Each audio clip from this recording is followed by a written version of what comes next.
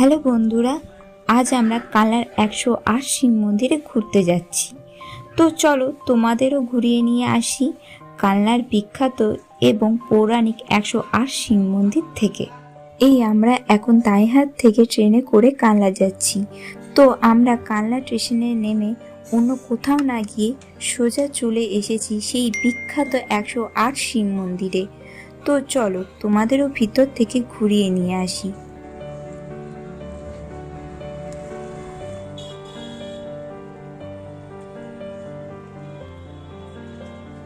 সত্যি বলতে এখানে এই 108টি ছোট ছোট শিব মন্দিরগুলো একটার সঙ্গে একটা জোড়া লাগানো, এবং এই যে পুরনো মন্দিরটি গোল করে অবস্থিত তা দেখে চমৎকারই লাগে।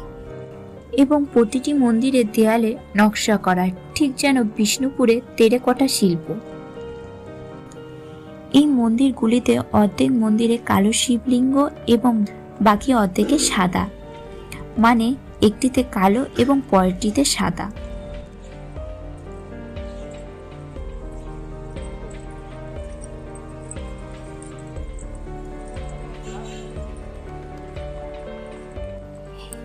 এবং এই মন্দিরের উল্টো দিকে আরও কিছু বড় বড় মন্দির অবস্থিত। তার মধ্যে রয়েছে ত্রিপতির মন্দির, রাধাকৃষ্ণের মন্দির, রাম মন্দির এবং বড় শিব মন্দির।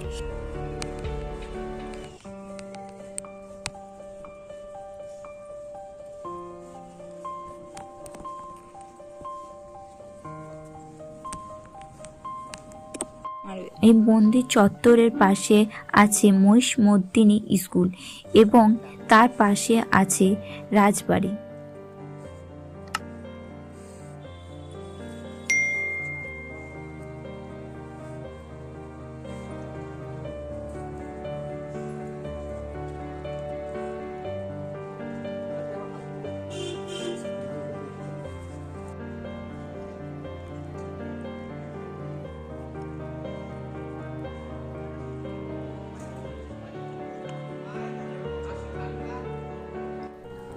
এখানে একটি কুয়ো দেখতে পাবেন।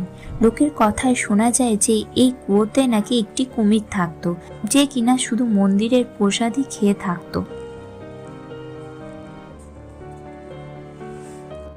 মন্দির থেকে বেরিয়ে একটি থাকার জায়গাও পাবেন। এটিকে হোটেলেও বলতে পারবেন, আবার লজেও বলতে পারবেন।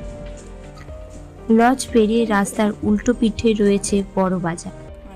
এখান থেকে একটু দূরে পড়বে কানলার ফেরিঘাট। পায়ে হেঁটেও যাওয়া যাবে, আবার টোটোতেও যাওয়া যাবে। তো বন্ধুরা, আজকের ভিডিওটা এই পর্যন্ত। ভিডিওটি কেমন লাগলো তা আমাদের কমেন্টের মাধ্যমে অবশ্যই জানাবেন। আর আপনাদের যদি কানলা ঘুরতে যাওয়ার প্ল্যান করে থাকেন তবে সরস্বতী পুজোর সময় যাবেন, কেননা কানলার সরস্বতী পুজো বিখ্যাত।